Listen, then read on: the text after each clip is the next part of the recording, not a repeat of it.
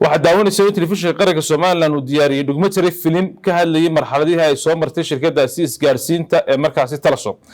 qayb bay ka ahayd halka ka bilowday iyo halka ay maanta marayso dalkeenu saa u dhismayo ayuu u dhismaya oo idaacadda Quraanka Kariimka maanta guri aanay ka bixin ma jirto meel aan laga dhageysan ma jirto gaari aan laga maqalin ma jiro waa idaacadda ugu dhageysiga badan leh marka la eego idaacadaha hadlayo dhan wax kalena ma aha ee waa ummadda muslimka ee Quraankaasi dhageysanaysa ajarkooda aakhiro iyo kooda adduunyada Telesomna way ku anfacaysaa oo shirkadaasi ka qayb qaadanayso waxaan codsanayaa un haddii ay idaacaddii keeneen oo ay keeneen FMT localka ahayd inay telefishinka qarankana soo raaciyaan oo labadaba isku soo daraan oo ay keenaan localkii telefishinka qaranka Soomaaliland isaguna qayb ka noqon lahaa inaanu soo kordhin doono barnaamijyadan ugu talagalay ee channelada aan kordhin doono diiniga iyo ciyaaraha ugu talagalay inaan kordhino waa munaasabad aad u qiimo badan maadaama aynu kaga hadlayno qowlka Eebe oo ah idaacadaha Quraanka Kariimka ee Radio Hargeysa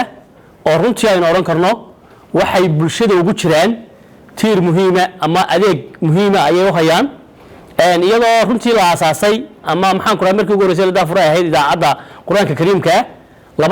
2013 bishii 7 13keedii oo laga joogo muddo 8 sanadood iyo 12 cisha runtii inta ay idaacaduhu inoo maxaan ku rahay inoo shaqeynayay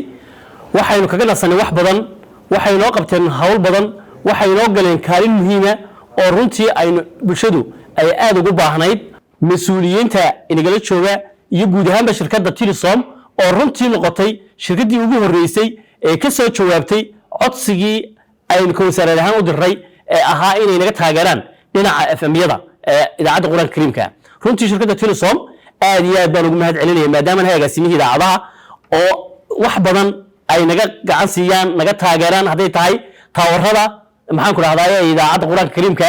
oo runtii makaba ay maraan iyo hadii ay tahay taageerooyinka kale aan uga baahnay had iyo jeer shirkadda oo wada shaqayn wanaagsan ay aad nooga dhaxaysa hadii aan nahay waliba gaar ahaan Radio Hargeysa runtiina maxaan ku raahdaa Telesom aan la qarin karin kaalinta toolmoon ee ay kaga jirto qarankan runtii waxaan mar labaad ka codsan lahaa waliba idinkoo ka soo jawaabay baahida maxaan ku raahdaa jirtay inaydan inta naga hadhin wixii kale aad ka baahano iyagana noogu soo maxaan ku raahdaa noogu jawaabtaan waa arin aad loogu farxay xafladan aynu maanta halkan u fadhinaa wana xaflad ka duwan xafladii hore kana qiimo badan sababtoo ah waxa la xoojinayaa qowlkii Ilaahay iyo Quraanka Eebe oo loogu deeqay laba idaacadood oo FM-ya oo midna 2 midna 1 tahay oo runtii ahayd baahi weyn amaba rabitaan ka yimi dhanka wasaaradda warfaafinta oo koox ahaan waa arin milge iyo maamuus weyn nagu leh inayna soo gaaraan FM-yadaasi maadaama anagu wasaaradii mas'uul uga nahay waan ku faraxsanahay si milgalana oo kal furan baan u soo dhaweynaya sidoo kale waxaan fariinta halkan kaga tagayaan oo u mahadnaqaya Telesom oo aan leeyahay waxaad gudateen waajibaad amaba mas'uuliyad qaran oo aad ugu tala gasheen in dadkiina iyo dalkiinaba aad dib wax ugu celisaan waana mid lagu farxo waxaan fariinta halkan kaga tagayaa ay noqonaysaa in qarankan la wada leeyahay fiicanteena in la wada ilaashado shirkadaha kale iyo kumbaniyada kalena ay ka jawaabaan sida ay Telesom uga jawaabtay oo kale waxaynu haysanaa waxaan dadka kale ama regionku ama ummadaha kale inala wadaagin amba ay yartahay inala wadaagta oo ah idaacadda Quraanka Kariim saalaajigana ka jawaabina codsigii nooga yimid wasaaradda warfaafinta waxaanu maanta halkan ku wareejinaynaa laba idaacadood oo Quraan FM ah kuwaasoo nagu tala galnay idaacadda Quraanka Kariim in lagu ballaariyo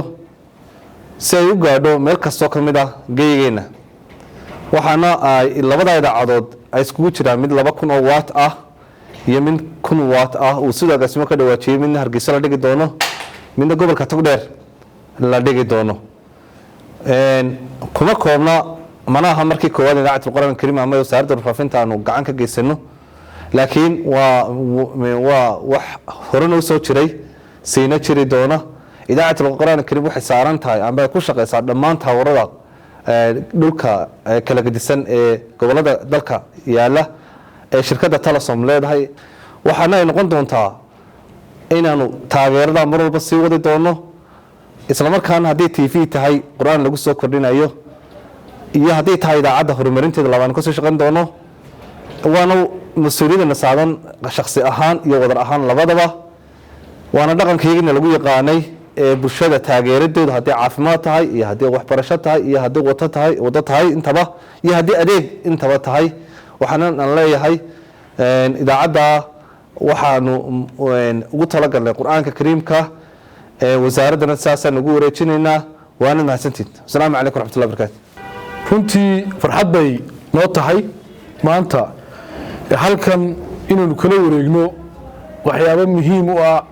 qaranka guud ahaan iyo shacabka reer somalilanba oo runtii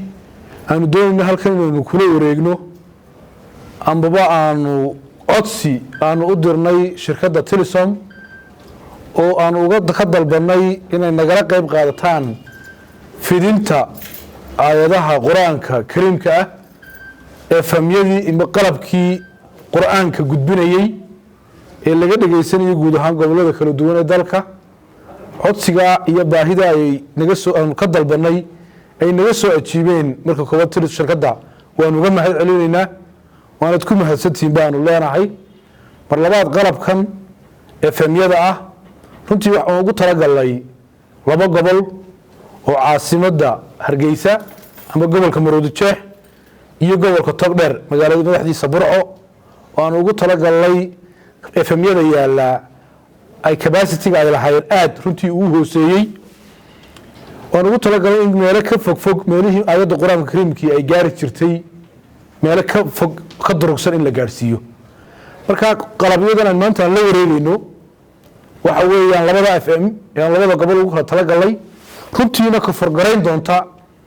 meelo gobolka Maroodijeex degmooyinka hoos yimaado oo dhan waxa hindisayaasha soo socday isagana ku jirta inaan channel cusub oo quraanka kariimka ah oo iyaduna aynu